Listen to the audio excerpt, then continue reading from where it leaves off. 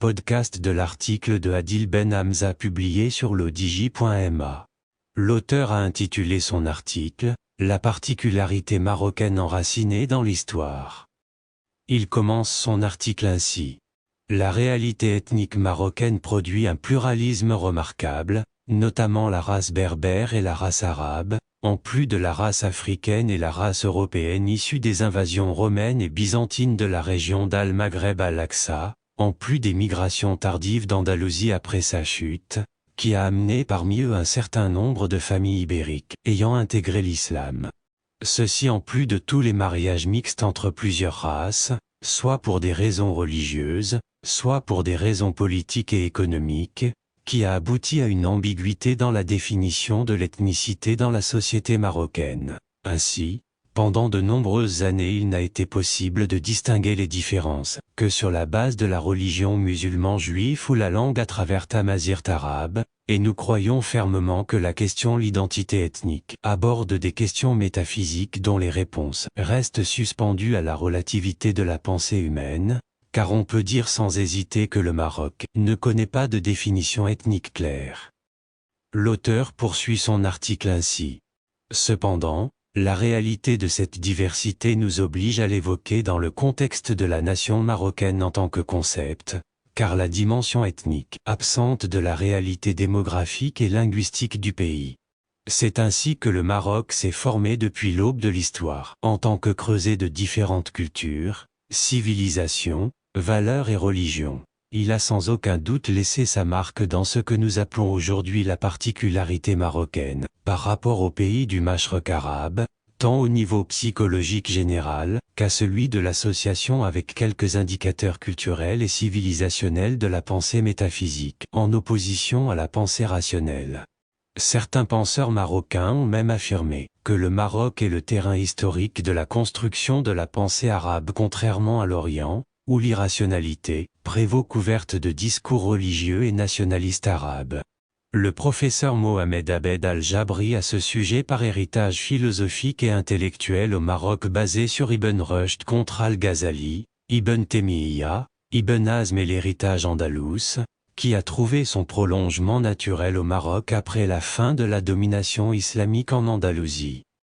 L'auteur précise que l'islam a joué un rôle central dans l'unification de la nation marocaine. Celui qui affronta initialement les conquérants arabes était l'une des choses les plus féroces auxquelles les musulmans ont été confrontés depuis début de la Dawa. Après la mort du prophète Mohammed, PSL, en particulier à l'époque du calife Omar ben al-Khattab ou al-Naziri, a mentionné dans le livre Al-Istiqsa, ce qui signifie que le calife Omar a empêché Amr ben al-As d'avancer vers Ifriqiya moyen Maghreb, en disant « c'est la terre de la division non pas Ifriqiya », mais l'auteur du livre Al-Juman a raconté une histoire différente sur l'attitude d'Omar envers les Marocains. Selon l'auteur, Omar a dit à un groupe de berbères qui lui ont rendu visite en Orient: « J'étais avec le prophète de Dieu, PSL, dans certaines de ces batailles, j'ai vu la faiblesse de l'armée et j'ai pleuré. Alors le prophète de Dieu, PSL, a dit: Omar, ne sois pas triste, car Dieu honorera cette religion avec un peuple de l'Ouest. Ils n'ont ni ville, ni forteresse, ni marché, ni signe qui les guide dans les chemins. Alors Omar dit: Loué soit Dieu qui m'a destiné à les voir. Puis il les a honorés, les a reliés et les a privilégiés à d'autres armées venant à lui, et il écrivit à Amr ibn al-As, son gouverneur sur l'Égypte, pour les mettre à l'avant-garde des musulmans.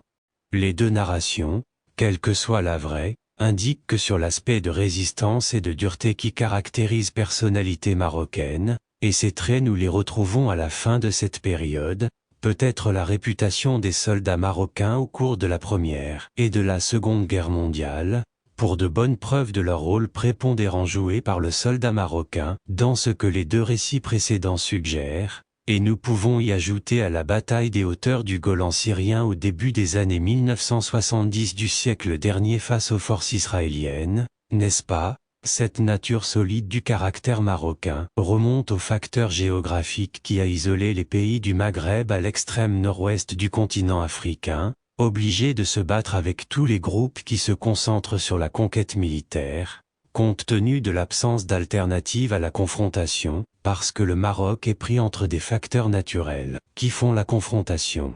C'est la seule alternative, ou selon les mots d'Abdal al-Haroui, que le Maroc est une île et que les Marocains doivent agir sur cette base.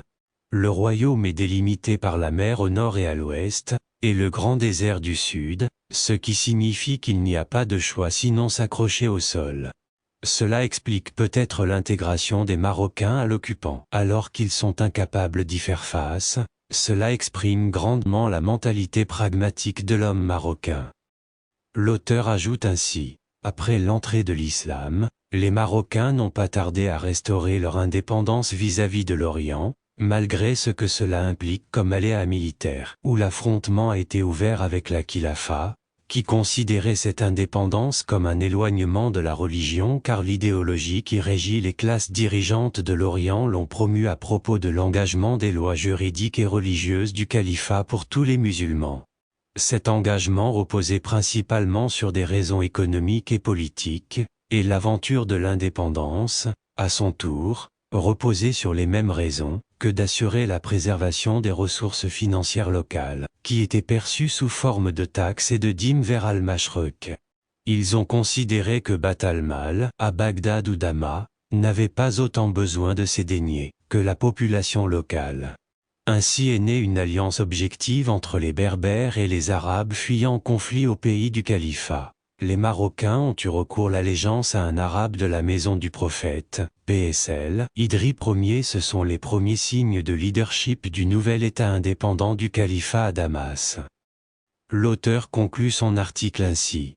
Ceci a fait vivre au Maroc une grande indépendance vis-à-vis des Omeyyades, des Abbassides et des Ottomans dans la mesure de la signature traité de protectorat avec les Français dans le contexte des transformations internes sur l'introduction et l'externalité, dont la plus importante était l'effondrement du califat ottoman et la chute de l'Algérie, Maghreb central, sous occupation directe. Quelle que soit l'appellation exacte, la présence française, qui indiquait la fin d'une phase et le début d'une autre dans l'histoire de la nation marocaine. Rédigé par Adil Ben Hamza, élu par l'intelligence artificielle de l'Odigi Media. N'oubliez pas de télécharger notre application l'Odigi Mobile sur Android et iOS, et de vous abonner à notre chaîne YouTube l'Odigi TV, si vous souhaitez être au courant des dernières actualités, podcasts et émissions télévisées.